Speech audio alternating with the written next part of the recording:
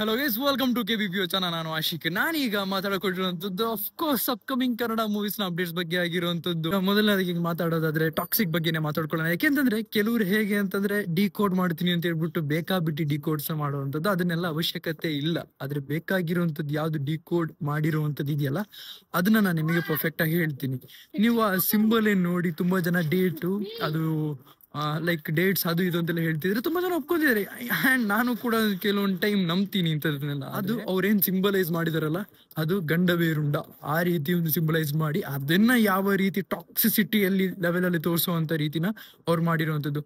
And ಒಂದು video ಇದೆ, ಅದನ್ನ ಡಿ ಬಾಸ್ ಅಫಿಷಿಯಲ್ ಟೀಮ್ ಕಡೆಯಿಂದ ಮಾಡಿರುವಂತದ್ದು. ಅಂಡ್ ಟು ಬಿ ಹಾನೆಸ್ಟ್ ನನಗಂತೂ ತುಂಬಾನೇ ಲೈಕ್ ಆಗಿದೆ. ಯಾಕೆಂದ್ರೆ ಟಾಕ್ಸಿಕ್ ಮತ್ತೆ ಡಿವಿಲ್ ನ ಎರಡನ್ನು ಕಂಪ್ಯಾರಿಸನ್ ಅಲ್ಲಿ ಇಟ್ಟು ಒಂದೇ BGM ನ ಹಾಕಿ ನಡೆಸಿದಾಗ ನನಗೆ ಯಾವುದೇ ಒಂದು ಡಿಫರೆನ್ಸ್ ಕಾಣಿಸ್ಲಿಲ್ಲ. ಯಾಕೆಂದ್ರೆ ಎರಡು ಕೂಡ ಡೆವಿಲ್ ಹಾಗೇನೆ ವಿಲನ್ ಟಾಕ್ಸಿಸಿಟಿ ಮ್ಯಾಕ್ಸಿಮಮ್ ಇರುವಂತದ್ದು ಎರಡು ವಿಡಿಯೋದಲ್ಲಿ ನನಗೆ ಕಾಣಿಸ್ತಿದೆ. ಅಂದ್ರೆ ಇಬ್ರು ಕೂಡ ವಿಲನ್ ಆಗಿ ಅವ್ರನ್ನ ತೋರಿಸ್ಕೊಂಡಿರುವಂತದ್ದು.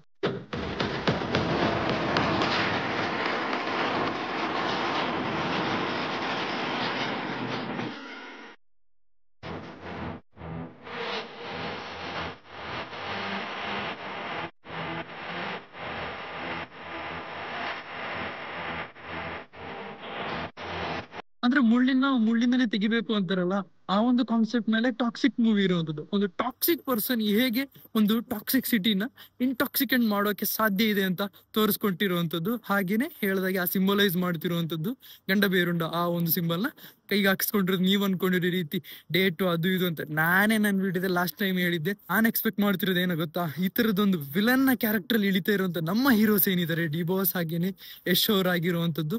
ಅಂದ್ರೆ ಟಾಕ್ಸಿಕ್ ಸಿನಿಮಾ ಬರೋಕ್ ಹೊರಟಿದೆ ಗುರು, ಡೆವಿಲ್ ಸಿನಿಮಾ ಬರೋಕ್ ಹೊರಟಿದೆ ಗುರು. ತುಂಬಾನೇ ಖುಷಿ ಆಗ್ತಿಂತಾನೆ ಹೇಳ್ಬೋದು. ಅದಲ್ದಲೇನೆ ಇಲ್ಲಿ ಯೋಚನೆ ಮಾಡುವಂತ ವಿಷಯ ಮತ್ತೆ ಅಪ್ಕಮಿಂಗ್ ಅಪ್ಡೇಟ್ಸ್ ಏನಿದೆ ಅಲ್ಲ, ಜನವರಿ 11ನೇ ತಾರೀಕು ಇರುವಂತ ಒಂದು ಬಸ್ ನ್ಯೂಸ್ ಪ್ರಕಾರ ಇರುವಂತದ್ದು BRBದು ಕೂಡ ಅಪ್ಡೇಟ್ ಬರೋಕಿದೆ. ಅಂದ್ರೆ ಕಿಚ್ಚ ಸುದೀಪ್ ಅವ್ರದ್ದು ಕೂಡ ಅಪ್ಡೇಟ್ ಬರೋಕ್ ಇರುವಂತದ್ದು.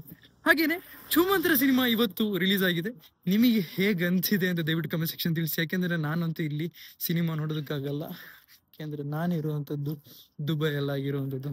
ನೋಡಿ, ಇವತ್ತು 2 ಸಿನಿಮಾಗಳು ರಿಲೀಸ್ ಆಗಿದೆ, ಒಂದು ಛೂಮಂತರ ಹಾಗೇನೆ ಗೇಮ್ ಚೇಂಜರ್. 2 ಸಿನಿಮಾಗಳನ್ನ ನಮಗೆ ನೋಡೋದಕ್ಕಾಗಲ್ಲ, ಯಾಕೆಂದ್ರೆ ಓವರ್ಸೀಸ್ ರಿಲೀಸ್ ಇಲ್ಲ. ಅದಕ್ಕೋಸ್ಕರ ಹೇಗೆ ಮ್ಯಾಕ್ಸ್ ಎಲ್ಲ ನೋಡಿ, ಮ್ಯಾಕ್ಸ್ ಎಲ್ಲ ಓವರ್ಸೀಸ್ ಅಲ್ಲಿ ರಿಲೀಸ್ ಆಯ್ತು, ಸೊ ನೋಡೋಕ್ಕಾಯ್ತು.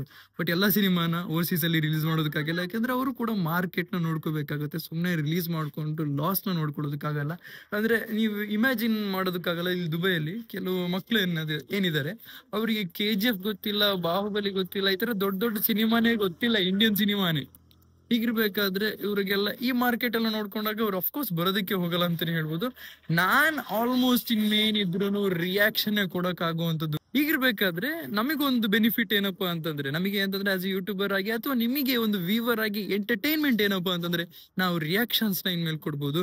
ನನ್ನ ಚಾನಲ್ ಅಲ್ಲಿ ಯಾರ್ಯಾರು ರಿಯಾಕ್ಷನ್ಸ್ ನ ಮಿಸ್ ಮಾಡ್ಕೊಂತಿದ್ರಿ, ಇನ್ಮೇಲಂತೂ ಅಪ್ಕಮಿಂಗ್ ಮೂವೀಸ್ ಯಾವ್ದೆಲ್ಲ ನಿಮ್ಮ OTT ಪ್ಲಾಟ್ಫಾರ್ಮಿಗೆ ಬರುತ್ತೆ ಅದೆಲ್ಲ ರಿಯಾಕ್ಷನ್ಸ್ ಕೊಟ್ಟೇ ಕೊಡ್ತೀವಿ.